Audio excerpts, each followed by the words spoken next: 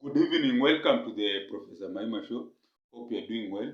Please subscribe, share, and like this video. Hope you have had a good weekend. Tomorrow is Sunday, and because it's Sunday, you must connect with the universe spiritually in wherever place that you pray. So now we have been having this issue of Kenya about the NHIF. So this is the National Housing Insurance Fund, about medical cover and all these things. So it was NHIF, and then they switched to Shia or Shisha, may call it Shisha. So the reason they do that is that medical care in Kenya is somehow subsidized, whereby the government pays something, the public pays something. That's on paper. But all in all, majority of Kenyans who just survive on $1 per day, when they go to public hospitals, they just pay their own money. They just show fake cards which they stamp. Yeah, I call them fake because they don't even add any value.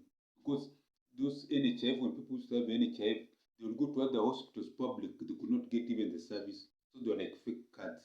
So they started this one of Shia, which they're just telling people a lot of nonsense. That's what I'm talking about. Kenyan mad medical cover. Kenyan mad medical cover. This thing of medical insurance is a big issue even in America, whereby Obama launched something called Obamacare that would cover the vulnerable. They were supposed to offer free medical care for anyone who is in a certain category. I think it was about finances. Anyone who is earning a certain amount and below, and also the vulnerable, the old people, the disabled were getting free medical care. But it brought a lot of issues because of it became too expensive, because it could not cover other vulnerable cases, people with terminal illnesses, the disabled, you know it, and the rest and rest. So that's the problem here in Kenya.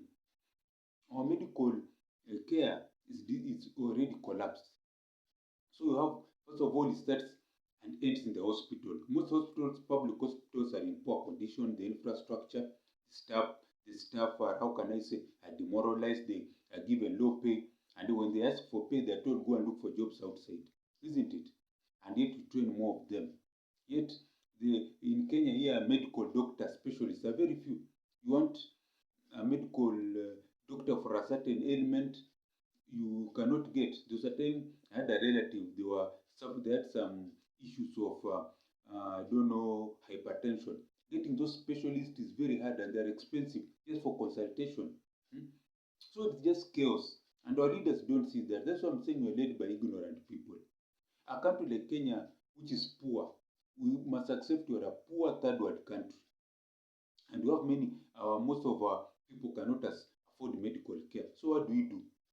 Now they wanted to put $2 billion to launch that I don't know, Shisha, their new medical scheme on online, because they say they want to put everything online to avoid corruption. Yes, there's been corruption in HIF where people give false claims to get money and all that things. And also most people in Kenya, the ones who can afford are in private medical insurance, because this NHIF cannot subsidize. Maybe you go to a hospital, you are sick, and they want 1 million Kenya shillings, $10,000. The NHIF or the Shisha cannot even cover even $100. They want $10,000, and this Shisha insurance cannot even cover $100. So what do? You have to go into a pocket to remove the money, isn't it? So they are set around $2 billion, 200 billion Kenya shillings to start this thing. Then I thought to myself, me, Professor Maima, as a young man in this country, I'm young, I'm still young. Once I reach 50, I call myself as an old man.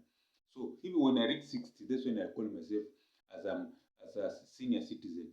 But as long as I'm below 60, I call myself a young man. Once I clock 60 and above, I'll be, what do you say? I call myself senior citizen. So I call myself as this young man of this country. This $2 billion, 200 billion cash, what can it do? What I'll do, I'll just use the current government apparatus infrastructure of IT to ensure that everyone is registered. In fact, what they were doing, they were just using the records of NHIF online records. Even me, I was just registered. I didn't need to go anywhere, isn't it? Then I say myself, what can I do? First of all, I get a catalog of all the public hospitals, and then I create a task force to look at the infrastructure, number of staff. I look at the needs, and then after that, I ensure the money goes into those needs. When these hospitals up and running, want the staff to be paid so well they don't even want to go outside. And then I tell the doctors, I call them, we're going to give you your own commission, like the teacher service commission, a professional body that can hire, fire, transfer, discipline doctors and nurses. And then I tell them, as long as you're employed in a public hospital, you cannot go and start your own private practice. Yes, I know some of them work with other hospitals, private hospitals, consultants, that's okay. But you cannot start your own private clinic or private pharmacy as long as you're in a public hospital and it's passed in parliament. So that if you want to go and start your own private clinic, hospital, you cannot do that. Yes, you can be employed in a private hospital as a consultant, yes. But starting your own clinic, I don't know what, no. That will ensure that all doctors who are employed in public hospitals stay in public hospital. If they want to do other work as consultants, that is okay because they're gaining experience. But someone going employed in a public hospital going to start his own small kiosk, and then all the drugs go there from a public hospital, that ends. What will happen? All these private clinics will close, pharmacies will close, and the reason they will close, all public hospitals from that 200 billion Kenya shillings will ensure that all public hospitals have enough drugs, the staff are well paid, and if you are caught stealing drugs, you are fired on the spot and face criminal charges. You just come up with the legislation instead of trying to extend the president's tenure from, I don't know, 5 to 7 years. Those are some of the legislation that someone can come out. You can call it the medical bill, which says that medical doctors have their own professional body that will ensure that give them good packages for payment. A medical doctor cannot start his own clinic when he's employed in a public hospital, but he can do consultancy work. That's okay. But starting his own private clinic, pharmacy, out. If you're caught with the drugs from public hospital, is also a criminal offense. You can even be jailed for 2 years. There people will fear. And then now go to the Kenyans. You tell them, want to start a new ID, want to register all Kenyans in a new identity card. So this ID captures someone on the moment they are born and is deleted the time they die. So as long as you have that ID, you can go to any public hospital and get treated free of charge because you are a Kenyan citizen, isn't it?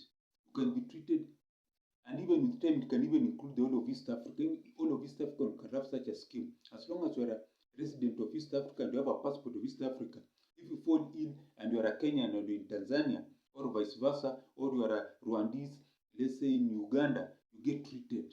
Now that's big thinking. No, this small nonsense. So what have I said? You get professionals to do in a task force to look at our public hospitals, ensure they're top level. Whether we need to add more, we add more. They have medicine. There's a law that ensures that doctors and nurses and medical staff have their own professional body that fires, hires, transfers, disciplines. And then any doctor cannot start their own private clinic as long as they're employed on public money. And that's a law. And if you do that, you are fired on the spot. And even you can be, and also a fine. So that money they were paying you also give back some, isn't it? And then you register all Kenyans through an ID. You show that it has all the requirements that the courts were. They wanted to create a new ID, but the court stopped it. So you go to court and look at what are the things that are required so that you can have an ID. Once you have an ID, you can go in any hospital and get treated. And then the president came up with a very good idea. You have people who go and check our health. Yes. And where can they start? Start with the universities. Most of these young people are into bad things. Go there. Every Friday there's a tent. They can go and I used to be teaching a private university. Every Friday they would come test HIV, test what? Yeah, have all those tests. Test for diseases. Like just open. And those people are employed on public, it's called what? Are employed on public, put on government salary. Yeah, those field officers to check our health. They can go to universities. They can go to high schools so so that they stop these things like breast cancer and all that, other cancers that need to be detected early in high schools, universities, marketplaces. You understand? That's what I'm talking about. Kenyan MAD, Kenyan MAD medical cover. Kenyan MAD medical cover. It needs to change. That's just my idea. Then everyone in Kenya will be healthy. The government will earn more money. It will spend less on what? On these preventable lifestyle diseases and all that. And then now focus other efforts on building good highways, good railways, so that we reduce road accidents, we reduce all bad things, reduce crime, isn't it? We have super highways, we have trains, we have what have you, great things. That's what I'm talking about. Kenyan MAD medical cover. It needs to change. All these things just need people who can think. You give me, I told you, give me Kenya to be president for 5 years. Everyone in Kenya will be rich. They can be millionaires, billion, you name it, but everyone in Kenya will be rich. They'll have the basic. That's a house, a car, a medical cover. They will have security. They'll have assets. They'll have ability to get assets. They'll have investment. Education on investment. It's called financial education. You start in high school. High school, where now the brains has developed. You teach young people, if they get small money, how they can start saving. Want people in high school to start saving money. You bring in the other banks. You're teaching young people in high school. Someone can be in high school and in saving in an account even 100 shillings per month. We don't think in this country. We have equity going to a high school where people are liquid, and teaching those young girls and boys to open some accounts. Now they use their parents. So someone can give in a form, the parent opens for them the account, so that they know they start saving very early. Because most of them are doing good things online. Teenagers are doing some good stuff, isn't it? Or even in university, especially university. People start getting bank accounts when they're in university. First year, you have opened your own bank account to save. You start saving culture. In fact, we should teach it from high school. We teach people how to save in high school. The moment they join university, they open an account, saving account. They're taught about bonds. They're taught about shares. These are things I'm knowing now. That if you get money, you save in shares. You save in a SACCO first. You also save in government bonds, which even give you money. SACCO can give you money to get loans and invest, but a bond can make you, when it gets the dividends, government bond, you even earn big money, isn't it? That's now what I'm talking about. Kenyan MAD medical cover. So this is the Professor Maima show. I want to pray for you watching me, that you have a long life, you become rich and prosperous, not only you, your children, grandchildren, and all your generations. And also pray your dreams become a reality, that big car reality, that job reality, pay increment reality, starting your own business that grows into a big business enterprise reality. What else? Getting business partners to start something that it grows reality. And then getting a good man or woman to start a family and getting many children reality. I also pray for myself to get big money for a technical university that can be used to manufacture products that can be used here in Kenya, Africa, and worldwide. To train future entrepreneurs, to provide these jobs for these young Gen Zs, and to earn big money for Professor Maima and also the Kenyan government. Those are my prayers. Amen. If you have liked what I've said on our channel, you can send something on the mobile M-Pesa down there, +254 769 729 327. I repeat again, mobile M-Pesa, +254 769 729 327. And as I always say, Gwaheri ya kuonana, Gwaheri.